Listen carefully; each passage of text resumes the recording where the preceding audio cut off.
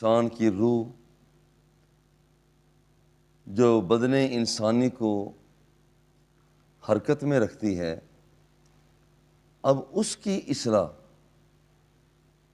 جیسے ہمارے حواس خمسہ ظاہرہ ہیں، ظاہری طور پر جو نظر آتے ہیں، اسی طرح سے کچھ خفیہ چیزیں جو ہیں ان کی اصلاح وہ بھی ہمارے فرائض میں شامل ہے۔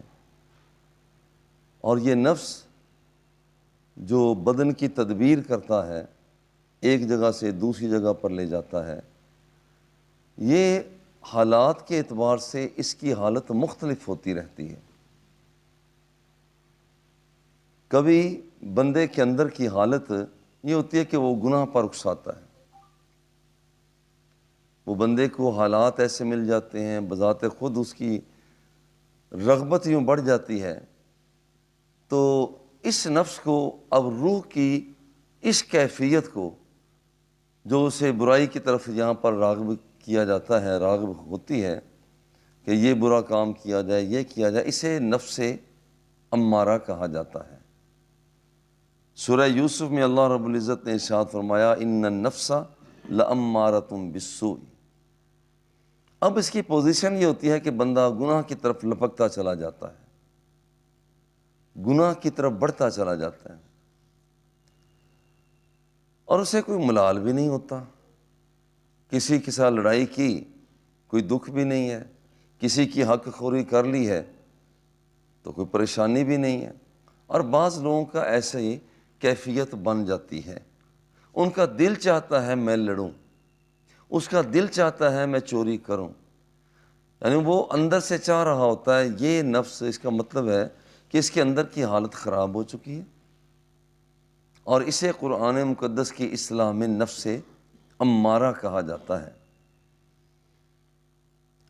اور دوسرا یہ ہے کہ بعض اوقات بندہ گناہ تو کر لیتا ہے لیکن اندر ہی اندر وہ نادم بھی ہو جاتا ہے، اوہو یہ میں نے کام اچھا تو نہیں کیا، اوہو یہ تو اس کی حق خوری ہو گئی ہے، مجھے اس کی حق خوری تو نہیں کرنی چاہیے تھی، یعنی اندر پھر اس کا ملامت بھی کرتا ہے۔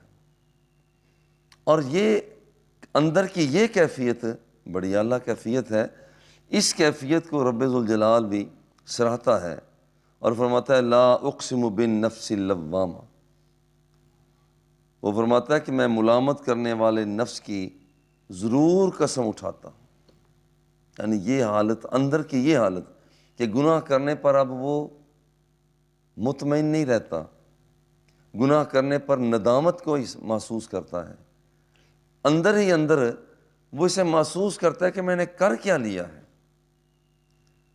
اللہ رب العزت کو یہ شرمندگی بڑی پسند ہے، وہ چاہتا ہے کہ میرے بندے کی اندر کی یہ کیفیت ہو کہ جب وہ گناہ کرے یا گناہ کی طرف مائل ہو تو اس وقت یہ اندر اس کا ملامت کرے، اور اسے فرمایا لا اقسم بالنفس اللوامہ، کہ میں اس نفس کی قسم اٹھاتا ہوں کہ جو ملامت کرنے والا ہے اور دوسرے کو یہ احساس دلانے والا ہے۔ یہ دوسری کیفیت ہے۔ کبھی اندر بندے کا یوں روحانی سفر کرتا ہے کہ بندہ بڑا مطمئن ہو جاتا ہے اور اللہ کی طرح مسلسل بڑھتا چلا جاتا ہے، رکاوٹوں کو عبور کرتا چلا جاتا ہے، اور اس کی روحانی پرواز وہ ان علائشوں میں الجھتی نہیں ہے۔ وہ جیسے دیکھتا ہے مگر اپنا چہرہ پھر اللہ کی طرف کر لیتا ہے۔ انی وجہت وجہی للذی فطر السماوات والارض، بس میرے اللہ میرا چہرہ تیری طرف ہے۔ چہرے کا ہونے کا مطلب ہوتا ہے میری ساری قوتیں وہ تیرے پاس ہیں، وہ تیری طرف راغب ہیں، کہ اس چہرے کے اندر ذائقے والی قوت ہے، سونگھنے والی قوت ہے، دیکھنے والی قوت ہے، سننے والی قوت ہے، محسوس کرنے والی قوت ہے، جسے ہم قوت ذائقہ، قوت شامہ، قوت باصرہ، قوت سامعہ، قوت لامسہ کہتے ہیں۔ یہ ساری قوتیں انسان کے وہ چہرے میں پائی جاتی ہیں۔ تو پھر بندہ یوں کہتا ہے کہ یا اللہ انی وجہت وجہی للذی فطر السماوات والارض، جس نے بغیر کسی نمونے کو آسمان کو زمین کو بنایا، بس میں اپنا چہرہ اس کی طرف کرتا ہوں۔ چہرہ کرنے کا کیا مطلب؟ ساری قوتیں اب میں اس کے نام پہ کرتا ہوں، اب میری مرضی نہیں، میری رضا نہیں، میری چاہت نہیں، اب جو چاہت ہے، رضا ہے، مرضی ہے، بس وہ میرے رب کی چلے گی۔ اس نفس کو، اندر کی اس کیفیت کو، یہاں پر یہ نفس کی یہ کیفیت ہے، جیسے نفس کی پہلی کیفیت اسے نفس امارہ، دوسری کیفیت اس وقت اس نفس کو کہا جاتا ہے نفس لوامہ۔ جب بندے کی اندر کی یہ کیفیت پیدا ہوتی ہے کہ بندہ اللہ کی طرف متوجہ ہو جاتا ہے، ساری قوتیں اس کے نام پہ کرتا ہے، اور اپنی مرضی پوری کرنے کی بجائے رب کی مرضی کا یہ بندہ بن جاتا ہے۔ اب اسے ذرا غور کریں کہ اللہ کس پیار سے بلا رہا ہے، بلاتا کس پیار سے ہے؟ یا ایتھا النفس المطمئنہ ارجعی الی ربک راضیۃ مرضیہ فادخلی فی عبادی وادخلی جنتی۔ یہ اللہ کا بول جو ہے وہ فرماتا ہے اے مطمئن نفس، اب اس اندر کی کیفیت کو نفس مطمئنہ کہا جاتا ہے۔ اے مطمئن نفس، اپنے رب کی طرف لوٹا۔ دیکھیں کتنے عظیم بات ہے کہ جس کی دعوت رب ذوالجلال کر رہا ہوں، میری طرف لوٹا، میں تیری انتظار کر رہا ہوں۔ ارجعی الی ربک راضیۃ مرضیہ، تو اس سے راضی اور وہ تجھ سے راضی ہو چکا ہے۔ جب تو اس سے راضی ہے تو وہ تجھ سے راضی ہے۔ فادخلی فی عبادی، آجا میرے بندوں میں شامل ہو جا۔ وادخلی جنتی، جو میں نے جنت تیار کر رکھی ہے، میں تجھے اس کا مالک بناتا ہوں، تو اس میں داخل ہو جا۔ یہ ہے وہ سرٹیفکیٹ جو بندہ اپنی زندگی میں حاصل کرنا چاہتا ہے، اور یہ سرٹیفکیٹ جس بندے کو حاصل ہو جاتا ہے پھر وہ معمولی بندہ نہیں رہتا۔ پھر اس بندے کے لیے رب ذوالجلال پکار پکار کر فرماتا ہے قد افلح من زکاہا، کہ وہ بندہ اب کامیاب ہو گیا کہ جس نے اپنے دل کی تختی کو صاف کر لیا۔ اب یہ ہے کامیابی۔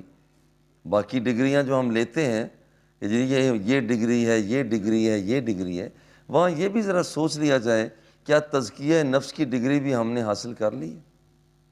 کیا ہم اللہ جل جلالہ کی طرف بھرپور متوجہ ہو چکے ہیں؟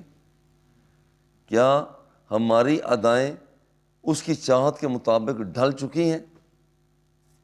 یہ ڈگری جو ہے یہ بڑی پاورفل ڈگری ہے۔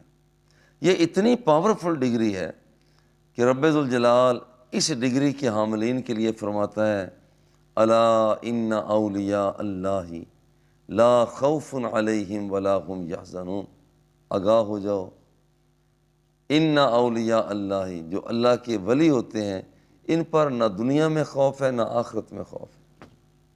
اللہ رب العزت اس سے اتنا پیار کرتا ہے، اور اس بندے سے اتنا پیار کرتا ہے، اتنا پیار کرتا ہے، حتیٰ کہ وہ فرماتا ہے حتیٰ جہاں تک جب میرا بندہ یہاں اس مقام تک پہنچ جاتا ہے حتیٰ احبہ، اب تو مجھے تجھ سے پیار ہو گیا ہے۔ فَإِذَا أَحْبَبْتُهُ فَأَكُونَ سَمْعَهُ الَّذِي يَسْمَعُ بِهِ وَبَصَرَهُ الَّذِي يَبْصُرُ بِهِ وَيَدَهُ الَّتِي يَبْطِشُ بِهَا وَرِجْلَهُ الَّذِي يَمْشِي بِهَا۔ کتنے پیار سے فرماتا ہے، کتنے پیار سے فرماتا ہے۔ اور یہ سننے سے پہلے ترجمہ ذہن میں رکھیں، دکاندار بعض ہوتے ہیں وہ اپنا بڑا اعتماد والا جو بندہ جس کو چابی کنجی بردار جسے کہا جاتا ہے، بھائی یہاں دکان بند کر کے آ جانا، بھائی دکان کھول دینا، اگر اس کے بارے میں کوئی بندہ بات کرتا ہے تو مالک کہتا ہے بھائی میں اس کی بات نہیں سن سکتا، وہ تو میرا بڑا پیارا کارکن ہے، بڑا پیارا کارکن ہے۔ بہرحال جو اگر وہ تیرے ساتھ معاہدہ کر لے تو بھی پکا ہے، کیونکہ وہ کبھی نقصان کے سودے میں نہیں جاتا۔ بالکل اسی طرح سے جب بندہ اپنے نفس کو مطمئن کرتا ہے، نفس مطمئنہ بنا لیتا ہے، اللہ کو پیار آتا ہے، وہ فرماتا ہے یہاں تک کہ مجھے اب تجھ سے پیار ہوگی، اور جب میں پیار کرتا ہوں پھر میرا جلال، میرا کمال، میرا جمال وہ کانوں میں چلا جاتا ہے جس کے ساتھ پھر بندہ سنا کرتا ہے، آنکھوں میں چلا جاتا ہے جس کے ساتھ وہ دیکھا کرتا ہے، ہاتھوں میں چلا جاتا ہے جس کے ساتھ وہ پکڑا کرتا ہے۔ یہ جمال اور کمال یہ بندے کے قدموں میں چلا جاتا ہے جس کے ساتھ وہ چلا کرتا ہے۔ اب اذا سألنی لأعطینہ وإذا استعاذنی لأعیذنہ، پھر یہ بندہ مجھ سے جو کچھ مانگتا چلا جاتا ہے میں اس کو وہی کچھ عطا کرتا چلا جاتا ہوں۔ یہ ہے وہ ڈگری، وہ ہائی ڈگری جو ہے جسے بندہ مومن کو حاصل کرنے کے لیے کوشش بھی کرنی چاہیے۔